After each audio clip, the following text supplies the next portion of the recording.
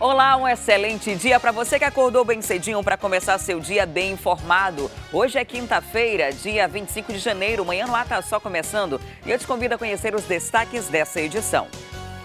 Condenação de ex-presidente Lula é mantida e a pena aumenta para 12 anos. A defesa de Lula ainda pode recorrer às instâncias superiores, mas, segundo especialistas, dificilmente poderá reverter a condenação. Cobradora de ônibus do transporte alternativo pula do veículo em movimento para fugir de um assalto. Eu me desesperei e a primeira coisa que eu pensei foi em pular e pedir ajuda, já que desde lá a gente não viu viatura, não viu nada, não tinha como, ser socorrido. 6 postos de combustíveis foram notificados por estarem funcionando sem licença ambiental. A quantidade de álcool na gasolina também foi testada por especialistas da Agência Nacional do Petróleo. Cada litro pode ter apenas 27% de etanol. Aqui no estúdio, o assunto são os riscos da obesidade. Manaus é a 7ª capital brasileira com a população mais obesa. E ainda vamos descobrir se atividades físicas à noite ajudam ou atrapalham o sono. Que ele execute as suas atividades físicas, pelo menos que termine 2 horas antes do horário habitual de sono dele. Isso e muito mais a partir de agora. Manhã no Ar, seu dia começa aqui.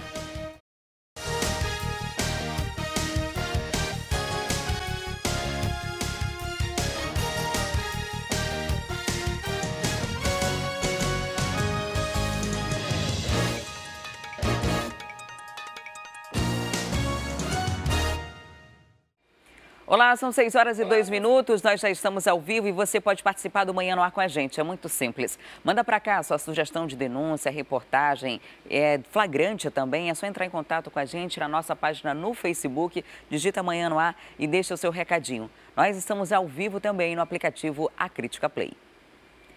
E adolescente de 17 anos foi morto com vários tiros no bairro Jorge Teixeira. A família acredita que ele tenha sido vítima de uma emboscada e pede justiça.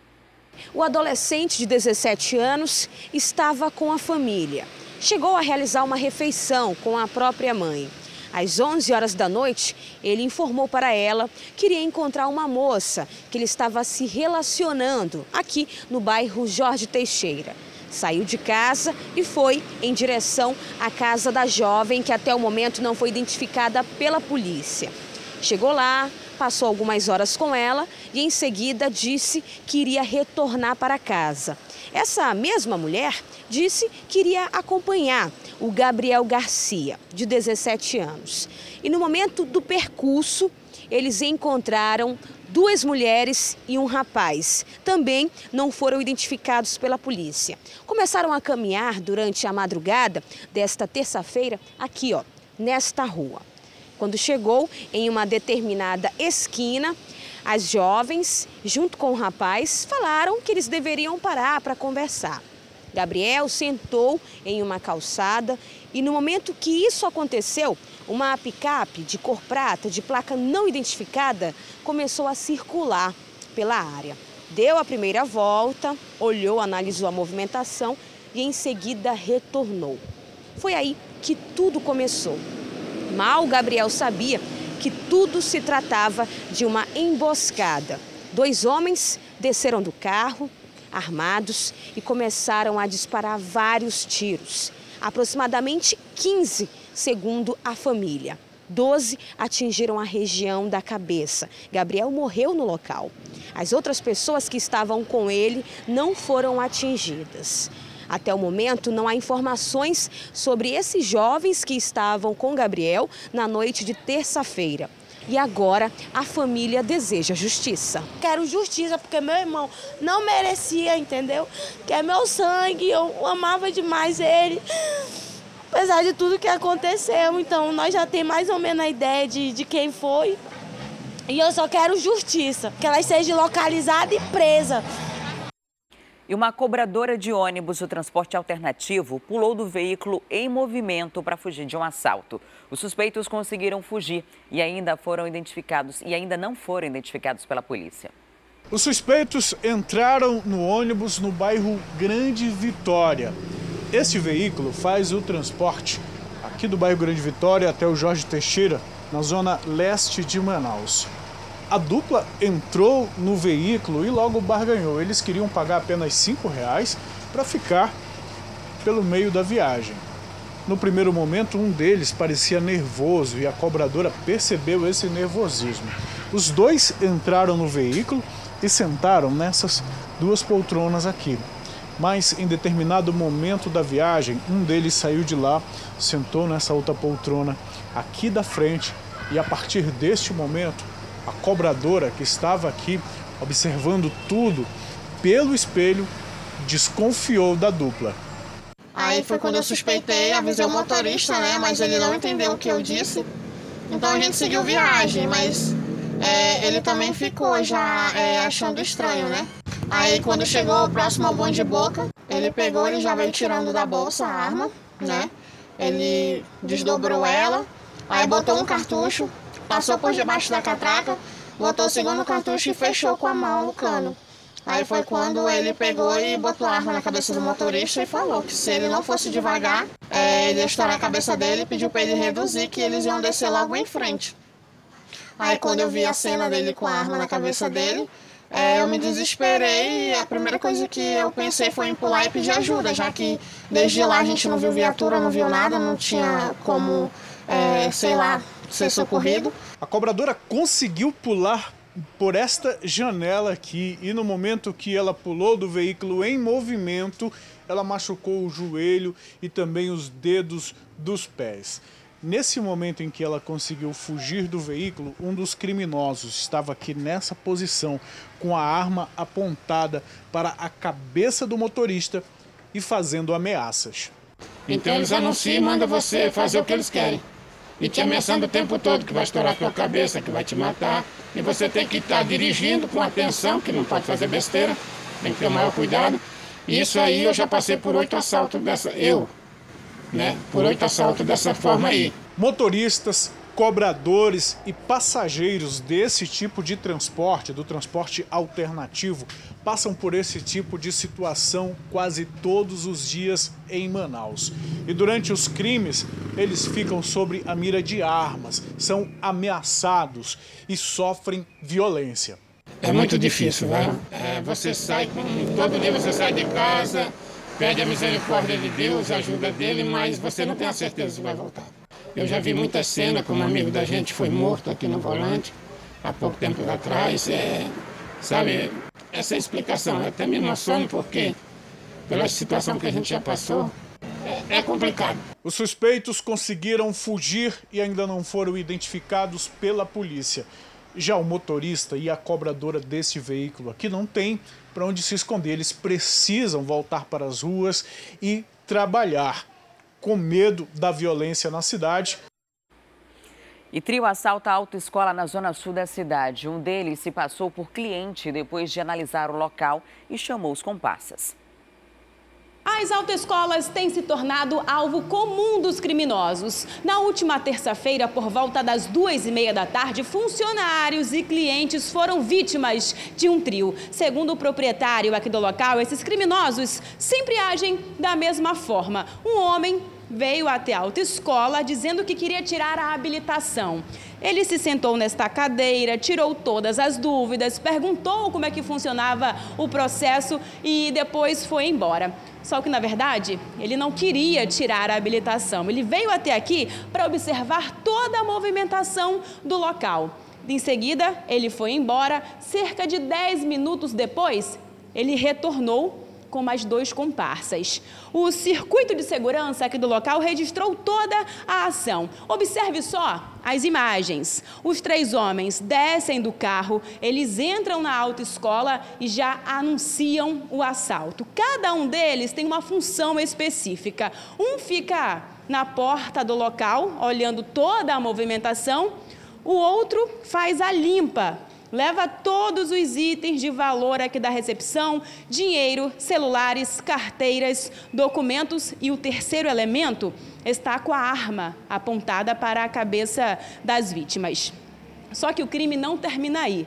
Eles queriam mais. Segundo o proprietário aqui da autoescola, esses criminosos sabem exatamente o horário das aulas. Eles vieram até esta sala de aula, onde havia cerca de 15 alunos, E ao entrarem aqui, anunciaram novamente o crime. Pediram para que todos os alunos colocassem os celulares em cima das carteiras. Eles sempre ameaçam, né, os alunos, dizendo que se forem olhar na bolsa, se tiver celular na bolsa ou alguma outra coisa de valor, eles ameaçam, dizendo que vão dar um tiro na pessoa. Então o trauma é muito grande, né? Então os alunos, com medo, já colocam os telefones em cima das bancadas da cadeira. Segundo o proprietário aqui do local, esse tipo de crime vem se tornando bastante comum, inclusive nesta época do ano, começo de ano, onde muitas pessoas procuram as autoescolas para tirar a habilitação. Somente neste mês de janeiro, cerca de 5 escolas foram alvo desses criminosos. Terça-feira foi um dos dias que aconteceu comigo. Na quarta-feira, assaltaram um outro CFC na Constantino Neri. E na quinta-feira teve uma tentativa de assalto frustrada pela segurança da autoescola.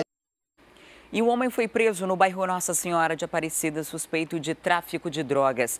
E essa não foi a primeira vez que ele vai responder pelo crime na justiça. Essa já é a terceira vez que Gustavo de Almeida Araújo, de 27 anos, é preso por tráfico de drogas. Na tarde desta quarta-feira, a Polícia Civil acabou encontrando cocaína, balança de precisão e até anabolizantes no apartamento onde ele mora, no bairro Nossa Senhora Aparecida, zona sul de Manaus. Era 1h da tarde quando os policiais do 24º Distrito Integrado de Polícia receberam a denúncia anônima. A informação era que em um apartamento aqui na rua Luiz Antoni, um jovem conhecido pelo nome de Gustavo estava traficando drogas. Os policiais imediatamente vieram aqui para o local e iniciaram a campana. Mas as coisas aconteceram mais rápido do que a polícia podia imaginar. Simplesmente porque o suspeito, Gustavo, que mora exatamente neste apartamento aqui de número 5, estava saindo com roupa de academia, ia malhar, porque também o jovem se diz ser atleta. Assim que os policiais chegaram, ele logo foi dizendo: olha, perdi, tem droga aqui dentro. Os policiais entraram e conseguiram visualizar a cocaína. Resultado, Gustavo recebeu voz de prisão e agora vai ter que malhar na cadeia. Na delegacia, o acusado disse que a culpa do envolvimento dele com o mundo do crime é simplesmente da situação econômica do país. A gente não tem oportunidade, só sabiam acusar nós, né? Ele disse que tinha uma dívida para com o tráfico, né? Devido a ele ter sido preso 2 vezes, ele tinha uma dívida, tinha que pagar a dívida, ainda estava trabalhando para quitar, para poder sair dessa vida. E 2 mulheres foram presas suspeitas de tráfico de drogas e receptação de uma moto roubada. O veículo já estava até sendo adulterado para ser vendido no mercado negro. A polícia conseguiu chegar até as 2 suspeitas por conta de uma denúncia anônima. A informação é que esta motocicleta roubada estava em uma residência localizada no bairro Novo Aleixo. Por conta disso, os investigadores da Delegacia Especializada em Roubos e Furtos de Veículos se deslocaram na tarde desta terça-feira, por volta das 4h30 até o local. E no momento desta abordagem, eles conseguiram apreender 2 quilos de drogas, entre cocaína, maconha e ox. Além disso, eles apreenderam também telefones, 2 balanças de precisão e também a documentação da motocicleta, que já estava sendo adulterada para ser repassada ao mercado negro. Elas foram identificadas como Nathalie Cardoso, de 25 anos, e também a Jalice Fonseca, de 36 anos. Elas falaram em depoimento. Inicialmente, na abordagem, elas informaram que a droga não era delas, que elas estavam ali de passagem. Já na confecção do flagrante, elas informaram que a droga pertencia a uma terceira pessoa, declinaram o nome dessa pessoa, já tem uma qualificação delas. A motocicleta, perguntado acerca da motocicleta, a procedência, elas informaram que não sabiam e que a motocicleta também pertencia à mesma pessoa das drogas. Essa pessoa já está qualificada e, posteriormente, a investigação continuará e efetuará a prisão dela. A gente sabe que foi uma quantidade considerada, né, de drogas aí entre cocaína, maconha e ox. Não é possível afirmar se elas comandavam esse tráfico lá pelo bairro Novo Aleixo, né? Sim, a pessoa que foi declinada como proprietária das drogas, quando os policiais adentraram a residência, a droga estava toda espalhada no chão com as sacolas ao lado, uma sacola que seria para servir para para divisão e embalagem. Acredita-se que essa droga seria comercializada ali no entorno do bairro Novo Aleixo. Não sei se era a principal traficante dali, mas uma grande potencial, tendo em vista a quantidade de droga que foi apreendida. Alguma delas tinha passagem pela polícia? Não tinha passagem, também foram autuadas por receptação, tráfico de drogas e associação para o tráfico. Será verificada a procedência desse documento para saber se é falso ou não. Já estava com a numeração, a motocicleta remarcada, e esse documento era vinculado a essa remarcação para saber quem efetuou essa remarcação para indiciar outras pessoas.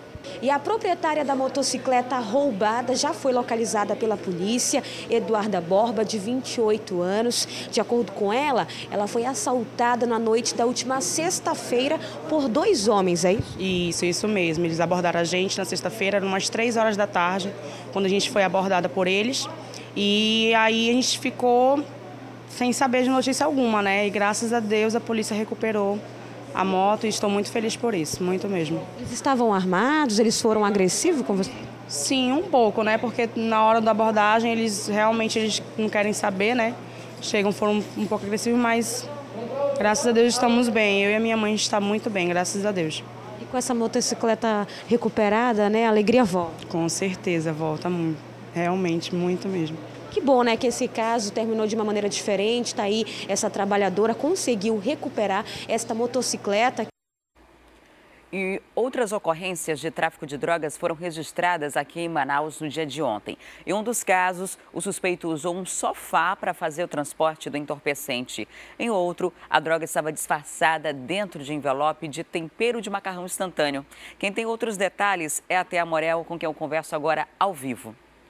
Olá, Thea, ótimo dia para você. Também teve gente que tentou burlar a fiscalização no aeroporto, foi isso? Bom dia. Bom dia a todos. É isso mesmo, Adriane. E olha, de uma maneira bem criativa, né? Não daquela maneira que a gente está acostumado a ver as pessoas tentando embarcar no aeroporto com a droga presa pelo corpo, né? Ou dentro da própria bagagem. Dessa vez, né? Essa mulher foi flagrada tentando embarcar com 5 quilos de maconha tipo skunk dentro de um climatizador de ar. Na verdade, ela ia tentar mandar o climatizador de ar como se fosse uma carga, né? Ela colocou o climatizador ali na esteira para que ele pudesse chegar em outra localidade, mas a gente sabe que o Aeroporto Internacional Eduardo Gomes tem uma fiscalização muito intensa. A gente já vem falando aqui que o aeroporto é uma das principais portas de entrada do país de drogas, né? Chega aqui e daqui se espalha pelo resto do país. Então existe sistema de raio-x que acabou detectando aí essa droga, essa maconha, esses 5 quilos dentro do climatizador de ar. E a criatividade, como você mesmo falou, não para por aí não, viu, Adriane? Outros 9 quilos, né, de drogas foram encontrados dentro de um sofá. Eles foram costurados dentro do estofamento. Esse sofá estava dentro de um barco, de uma embarcação que seguia com destino a Belém do Pará, né? O dono, a princípio, tinha dado um nome falso para essa carga, tinha dado um nome falso para esse móvel, mas como a Polícia Militar já tinha a dica de que essa droga estaria dentro do sofá, resolveu fazer a batida no porto aqui de Manaus e acabou encontrando a embarcação e também encontrando esse sofá, né? Essa denúncia foi recebida pela equipe da Ronda Ostensiva Cândido Mariano, pela ROCAM. A ROCAM foi até a embarcação, o barco era o Nélio Correia, encontrou o sofá e dentro do sofá encontrou os 9 quilos de entorpecentes. O dono, para o proprietário da embarcação, o dono do sofá, né, ele deu um nome falso, mas mesmo assim a Polícia Militar conseguiu identificar quem era esse proprietário, quem é a pessoa que colocou esse sofá dentro do barco. E o sofá, a mercadoria, a droga que estavam dentro dele não chegaram até o município de Belém do Pará. E agora a polícia, que levou esse caso aí para o 24º Distrito Integrado de Polícia, deve dar continuidade à investigação para tentar prender a pessoa que tentou aí transportar essa droga pelos rios do Amazonas. No terceiro caso, esse já foi no finzinho da manhã de ontem, por volta de 11h30 da manhã, foi na unidade prisional do Puraquequara. Uma mulher tentou colocar para dentro da prisão uma porção de entorpecente escondida dentro do tempero do macarrão instantâneo. Ela foi identificada como Maria do Carmo do Socorro Nascimento, de 36 anos. Para a polícia, Maria do Carmo disse que ela recebeu aquela encomenda ali, aquele rancho, da mulher de um outro detento, do Emerson Pimentel. A mulher não podia colocar a mercadoria para dentro da unidade prisional do Puraquequara, até porque existe um limite diário, né, de comida que pode entrar realmente dentro do Puraquequara, e muitas vezes os parentes dos presos, dos detentos, eles contratam pessoas que inclusive ficam ali na frente do Puraquequara para poder entrar com essa mercadoria. São pessoas que já são cadastradas pela Secretaria de Administração Penitenciária, e a Maria do Carmo disse que era uma dessas pessoas. Ela não imaginava, não sabia que dentro do pacotinho de tempero do macarrão instantâneo, durante a revista, isso aí seria detectado, e que dentro do pacotinho de tempero existiriam drogas que iriam chegar nas mãos do Emerson. A droga não chegou. A Maria do Carmo, infelizmente, foi levada para o 28º Distrito Integrado de Polícia e autuada por tráfico de drogas. Sofá, climatizador, tempero de macarrão instantâneo. Se esse povo usa a criatividade para o bem, deveria estar empregado e até ganhando um bom salário, né? Mas resolve praticar crimes, resolve cometer tráfico de drogas, e muitas dessas pessoas sequer têm noção do quanto tempo vão passar na cadeia por uma pequena quantidade, por tentar burlar aí a fiscalização, a lei, e principalmente por tentar levar droga para a cadeia. Obrigada, Thea, pelas informações. E o Ministério Público do Estado do Amazonas, por meio da 3ª Promotoria de Justiça de Parintins, concedeu certificados de destaque para policiais militares que tiveram atuação exemplar em 2017, no propósito de bem servir a comunidade. Vamos ver. A solenidade aconteceu no Fórum Raimundo Vidal Pessoa, com presença de autoridades e convidados. Com o auditório do júri lotado, 7 policiais militares foram condecorados este ano. Uma honra muito grande no nosso meio militar, né? Somos apenas representantes de uma tropa que está aí trabalhando com muita garra, né? Muita força para defender a nossa sociedade. É uma honra muito grande ter recebido essa homenagem pela dedicação do trabalho da Polícia Militar, e agradecer ao Ministério Público, agradecer ao nosso comando, que possamos trabalhar e atender melhor a sociedade. Para a 3ª Promotoria de Justiça, o Ministério Público do Estado do Amazonas não é somente um órgão de controle externo das atividades policiais, mas também um parceiro, pois trabalha com o objetivo de promover a segurança da comunidade. O Ministério Público não tem um prazer de punir policial, muito pelo contrário, nós queremos que o policial exerça o seu dever, a sua atribuição da maneira mais correta possível para que a coletividade sinta isso. E a partir do momento que nós tivemos 6 meses sem denúncias e que sentimos uma estabilidade dentro da instituição, o Ministério Público sentiu-se no dever de elogiar alguns membros da corporação para que o bom policial se sinta naquela vontade de cada vez mais fazer seu trabalho de acordo com a lei. Incentivar aquele que trabalha correto. O comando local da PM agradeceu a homenagem e destacou o compromisso do grupamento de militares de Parintins para manter a ordem no município. Na cerimônia, a polícia também apresentou um balanço da atuação do 11º Batalhão no ano de 2017. Coisas mais importantes em qualquer carreira, seja ela policial ou não, é o reconhecimento. Hoje, graças a Deus, nós podemos, através dessa ação do Ministério Público, traduzir o que vem sendo o trabalho dos policiais militares do 11º Batalhão durante o ano de 2017. Houve um aumento da produtividade em termos de apreensão de armas, de drogas no município de Parintins por parte da Polícia Militar, e bem como a diminuição dos índices de criminalidade. E um homem é morto enquanto vendia verduras no Dom Pedro. O crime foi na noite de ontem. Quem tem mais detalhes é a Thea Morel.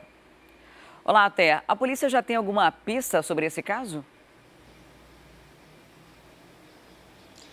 Adriane, a polícia tem algumas pistas, sim, mas infelizmente não tem nenhum suspeito apontado, até porque esses homens chegaram realmente com aquele clima de execução, como a gente está acostumado a ver na cidade. Gente que chega de moto, sai atirando, mata a vítima e depois sai sem ser identificado, né? Foi justamente isso que aconteceu com o Alisson. Esse é o único nome que foi dado pela polícia, foi a única identificação que a polícia conseguiu desse verdureiro. Ele tem entre 35 a 40 anos, mais ou menos, e ele tinha instalado a barraca dele de verduras há cerca de 2 semanas em uma área próximo da Fundação Secom, ali no bairro Dom Pedro, né, na rua Francisco Orellana. Era por volta de 10h30 da noite, quando o Alisson ainda estava na barraca, ainda estava organizando as coisas para terminar a atividade dele, quando 2 homens chegaram em uma moto, né? Os 2 homens chegaram muito rapidamente, eles dispararam 3 tiros no Alisson e logo depois eles saíram sem deixar lá muitas pistas, sem serem identificados pelas pessoas que presenciaram esse crime, né? O que a polícia suspeita, e de acordo com algumas informações preliminares que foram obtidas com as pessoas que estavam ali próximas, é que esse tenha sido uma execução por dívida de tráfico de drogas. Existe a suspeita de que o Alisson estava devendo um ponto de venda de drogas, né, a traficantes que trabalham, vivem ali na região, e por conta dessa dívida, né, ele teria sido executado. Mas ainda assim, esse crime que aconteceu na rua Francisco Orellana, lá no Dom Pedro, né, do verdureiro, que há 2 semanas ele tinha começado a trabalhar, né, ele vai ser investigado pela Delegacia Especializada em Homicídios e Sequestros, que precisa de mais elementos para determinar qual teria sido o motivo da morte desse verdureiro, se ele realmente tinha aí algum tipo de dívida com o tráfico, e também tentar identificar quem são esses 2 suspeitos que mataram esse homem com 3 tiros às 10h30 da noite de ontem. Obrigada, Thea, pelas informações. E a lei, o Código de Trânsito Brasileiro prevê que os pedestres têm prioridade. Se todos se conscientizassem disso, andar pelas ruas não seria tão perigoso. Aqui em Manaus, só no ano passado foram mais de 200 vítimas do trânsito. E um dos locais com maior índice de ocorrência é a faixa de pedestres. No ano passado, mais de 200 pessoas morreram nas ruas da capital. A avenida mais perigosa é Altasmirim, na Zona Leste. Em menos de 5 minutos parados, flagramos várias cenas como essa. Motoristas que não param na faixa, mesmo com várias pessoas atravessando a rua. Você acha que os motoristas respeitam a faixa de pedestre? Eles não respeitam ninguém. É difícil atravessar na faixa, os motoristas respeitam? Respeito, tem uns respeitam e outros não respeitam. O senhor acha que um pedestre respeita a faixa de pedestre? Não, ainda não. Então, O que eles fazem? antes de eles atravessar, eles não carregam a mão muitas das vezes. Aí o motorista tem que frear. Os pedestres também não cumprem a regra de pedir passagem, sinalizando com as mãos. Tem ainda quem prefira cruzar a avenida fora da faixa, a poucos metros do local indicado. Preferiu atravessar fora da faixa? Preferi. Por quê? Demora muito. Aí não tem paciência de esperar? Mas não acha perigoso? É perigoso, né? Este educador de trânsito alerta aos motoristas sobre a importância de diminuir a velocidade sempre que passar por faixas de pedestres. A redução da velocidade é importante, né? Principalmente nos locais onde tem as faixas de segurança, de pedestre.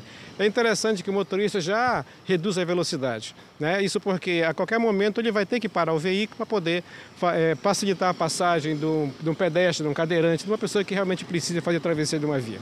Agora o motorista também precisa ficar atento a outro detalhe, porque além de dar passagem para o pedestre, ele precisa esperar que a pessoa atravesse a rua completamente. Caso contrário, o motorista está sujeito a uma multa de R$ 195, porque é muito perigoso deixar que a pessoa atravesse e mesmo assim passe atrás dela, né? Exatamente. A faixa de pedestre é o local mais seguro que o pedestre tem para atravessar uma via pública.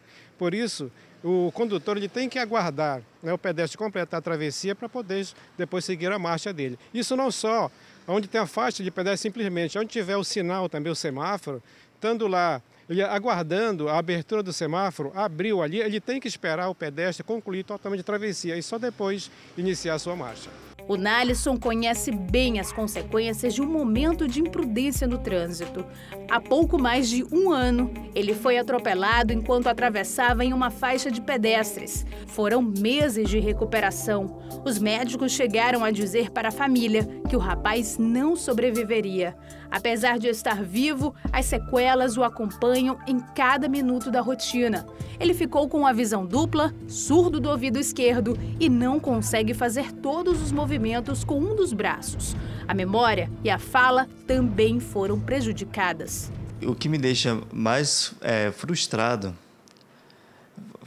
é que eu sempre fui muito ativo, eu sempre fui muito comunicativo, sempre fui de interagir com as pessoas.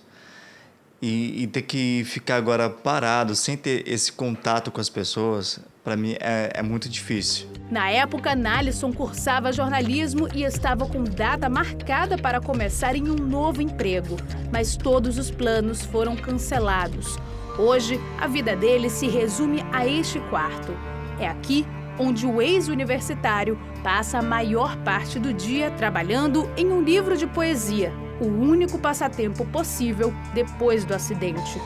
Para a família, o maior problema foram os danos emocionais e psicológicos.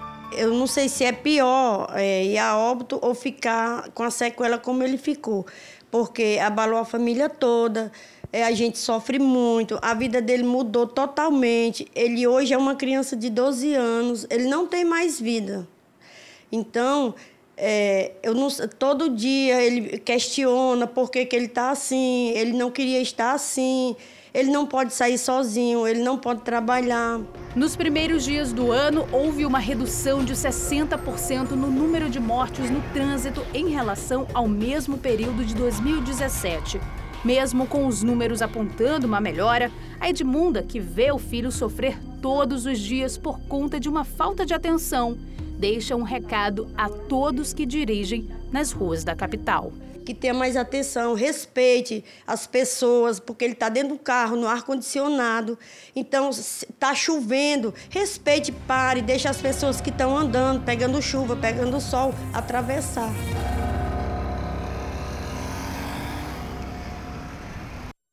E 6 postos de combustíveis foram notificados por estarem funcionando sem licença ambiental. A fiscalização foi durante a operação Posto Seguro, da Agência Nacional de Petróleo, feita aqui na capital.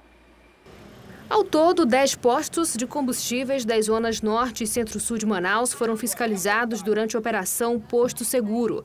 Desses, 6 estavam sem a licença ambiental. Nesse posto, ele tinha apenas uma solicitação de renovação da licença de 2016, portanto, estava vencida a última licença dele. A quantidade de álcool na gasolina também foi testada por especialistas da Agência Nacional do Petróleo.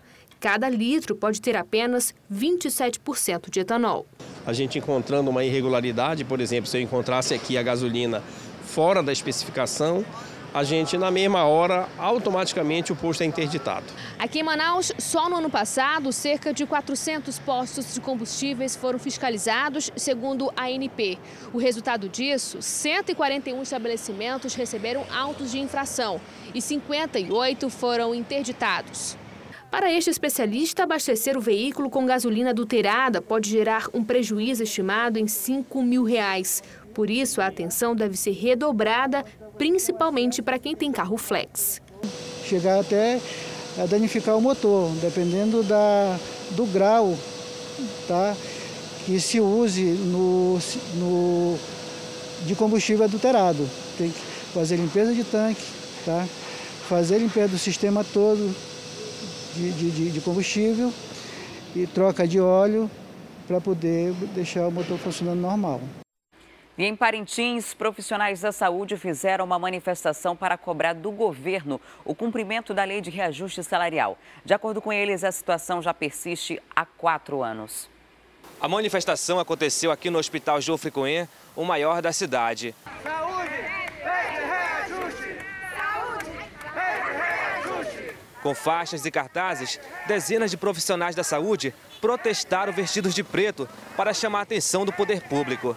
A categoria reivindica do governo do estado reajuste salarial, que, segundo os manifestantes, esse direito não é cumprido há quase 4 anos. que já estamos entrando no 4º ano consecutivo sem um reajuste, sem uma reposição. E a nossa intenção é sensibilizar realmente o governo para essa questão, porque a saúde já está agonizando, entendeu? E a gente já não aguenta mais. São 4 anos sem receber esse reajuste, onde outras categorias já receberam, né, e a gente nada. Então a gente fica nessa situação. 4 anos, né, sem vermos essas reposições que já deveriam por lei ter saído, aí o salário achata, fica defasado, a gente não consegue trabalhar com aquela liberdade que teríamos, porque o salário diminuiu muito. Também a reivindicação do Vale Alimentação, por que outras categorias têm esse direito e nós não?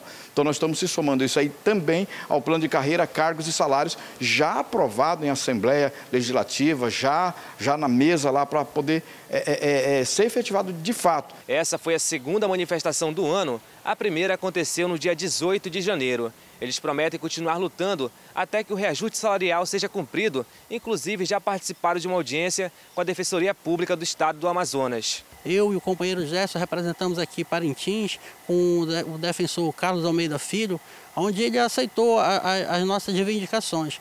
Mas, como eu falei, volto a reafirmar, a nossa intenção é negociar. A gente quer que o governo sente com a gente e converse, porque não dá mais. São 4 anos sem reajuste, enquanto outras categorias recebem. É essa a nossa intenção, que o governo se sensibilize e repasse alguma coisa para a gente.